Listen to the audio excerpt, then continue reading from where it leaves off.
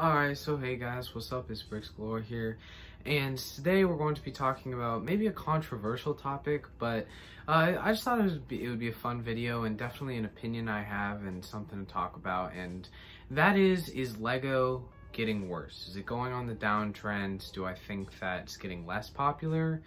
And honestly, just like before we start out this conversation, I think that the probably analytical answer is no. Like, they're probably still climbing, like, especially with their focus towards adults and towards bigger sets and more IPs and more, they are probably making more money. But the thing I want to talk about in specific today is that I think that Lego is getting slightly less creative. Like, if you think about it, back in 2008, or just back in the 2010s, early 2010, there were so many Lego originally made themes. I mean, you have Ninjago, which you still have today, but you also had Chima, you had Nexo Knights, you had Dino, you had Space Invaders, you had a bunch of different space themes, a couple different dinosaur themes, Rock Raiders, Power Miners, a bunch of different Power Miners type themes. And the castle, what was that one called? Kingdoms was the theme in 2010, I believe. And you just had all these original, fun Lego idea themes.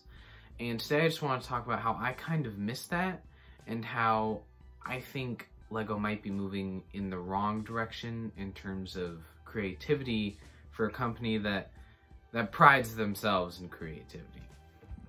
Alright, and so now I'm on the LEGO website, as you can see, and we're just going to look through the themes because I want to show you guys how little of LEGO's own creation there is. Architecture, that's real places. Batman, Boost, Brickheads, Brick Sketches, all IPs. City nowadays is even sponsored by National Geographic. Classic is just bricks. Creator 3-in-1 is actually creative. I do like that theme. That's one of 3 left that I think is truly creative. Creative or expert, I think, is carried by the IPs. DC, Disney, more Disney. Dots, which is not very good. It is original, but it's not very good. Duplo, which has IPs now. Friends, which has IPs, Frozen, Harry Potter, Ideas, which again I think is carried by IPs, and then Jurassic World, Art, Education, Originals, Super Mario, Marvel, Mindstones, Minecraft, minifigures, Minions, Monkey Kid, Ninjago, which are different, but Power Functions, Powered Up, Speed Champions, Spider-Man, Star Wars, Stranger Things, Technic, and Video. And so when you look at it, there's only really 2 truly Lego original themes left, and that's Ninjago and Monkey Kid. And from what I've heard, Monkey Kid is even on the downtrend. And so as you can see, the only 2 like purely Lego non-IP themes are Ninjago and Monkey Kid. Ninjago, which I think I love. I've got a whole Ninjago section in the other room of my collection, and I do really enjoy it. But I think it's getting very repetitive, and I think before they lose all of their fans, because they've lost a lot of them, they should probably end it soon. And I'm scared that nothing will replace it, and they'll just be an IP company. And then Monkey Kid, I will admit, I'm not very in the know. I don't have very many I only think I have a couple poly bags, but I don't have any actual Monkey Kid sets. So I'm not like the best person to tell you this, but from what I've heard is that it's all right selling, like not good enough that they want to keep it too much longer. I heard the only reason it's still kept is because they want to have some original themes out. And then you think about the original themes in the last couple years, and they've been pretty terrible. Video got canceled in months because it was so bad. And then you had Hidden Side, which got canceled, I think it was a year. And I think that there's a couple problems here. I think that one is the focus of Lego is now on IPs. When I feel like before early 2000s, IPs were a part of it. At the time they had Star Wars, they had Harry Potter, I think they had Lord of the Rings, maybe a couple more, but their focus was on their own original ideas and products. And now the focus has shifted to where it's, let's recreate this scene from the movie perfectly, right? And make a great set out of it. rather than let's make these great original themes, which is why I think Creator Expert is not Creator Expert. I think that's also carried by IPs, but Creator 3-in-1, in my opinion, is the best Lego theme left out there. And I'll show you why right now. Alright, so we're back on the LEGO website in Creator 3-in-1, and here we have two amazing sets. We have the Medieval Castle, which I own and is one of my favorite sets, as well as the Pirate Ship, which I think is a little too blocky, which is why I haven't bought it, but again, a very creative set. That's what we're talking about here. We have the Ferris Wheel, which I haven't bought yet, but it's on my list. Again, very creative. You can see the creativity in it. Then we have some more sets like the Campground, super creative. The Butthole Tiger, which is a beautiful model. We've got stuff like the Surfer Beach House, which is on my list. I just don't have a beach area right now, but that's a beautiful model. We have things like the Fish Tank, which I think is super intuitive and I absolutely love. And then I'll admit the rest of the theme is weak. This is what I expect out of 3-in-1, is smaller, just 3-in-1 crappy sets. But recently it's been taking the creative role. And this is the last thing I want to look at, and this is the Viking Ship, which is about to come out, and this is where the creativity is at in LEGO. And so that's why I think that LEGO's just, it's sort of trending downward.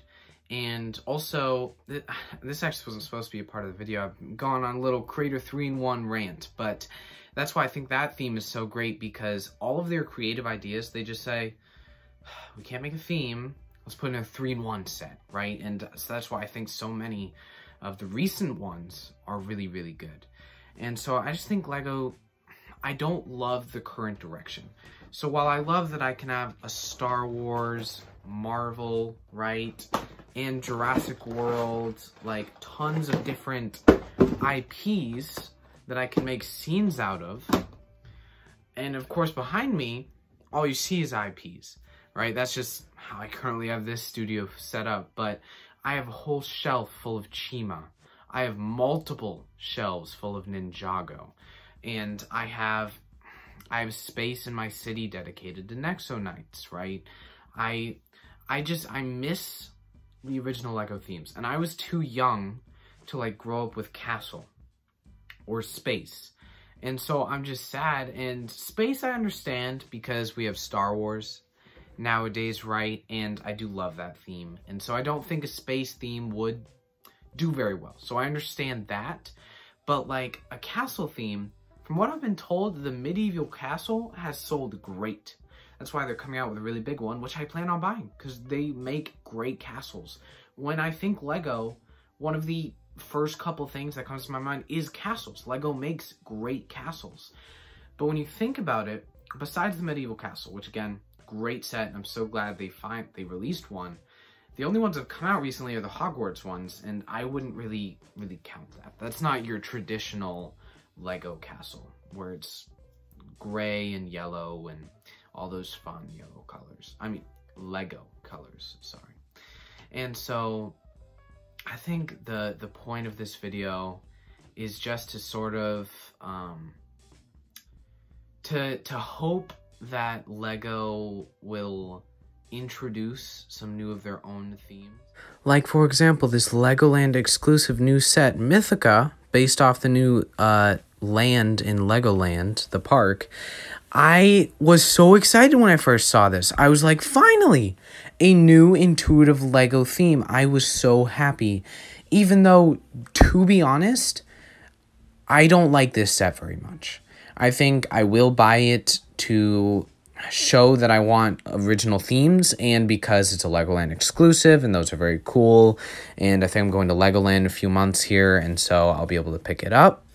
But I don't actually love the set. Like, I don't love this dragon build. I think the portal is okay. I don't love that the minifigures are just kids, but at least they're trying something intuitive and new and creative and their own. And I think that that's what LEGO's about and what they should focus on. Alright, well anyway guys, I want to hear your opinion down in the comment section below. Do you agree that you think that LEGO should get back to its creative roots and make some more creative themes? Or do you like IP City? Do you like just more and more crazy themes like Transformers and Back to the Future and Ghostbusters and Fast and Furious and James Bond and everything just coming into Lego? Or do you wish they were a little bit more creative? Personally, for me, I like IP. Obviously, I think Star Wars is the sets I have most of. After that, it's probably Marvel. And then after that, it's probably Ninjago. And so my first two favorite themes are IPs, and then probably third, fourth, fifth, like a lot more are IP themes. But I think there's a good balance. I think that they've just gone a little heavy on the IP side, where a lot of things that I'm like, that movie is getting its own theme. Like Minions, Rise of Gru. Really? That got its own theme, but you can't give us a castle theme?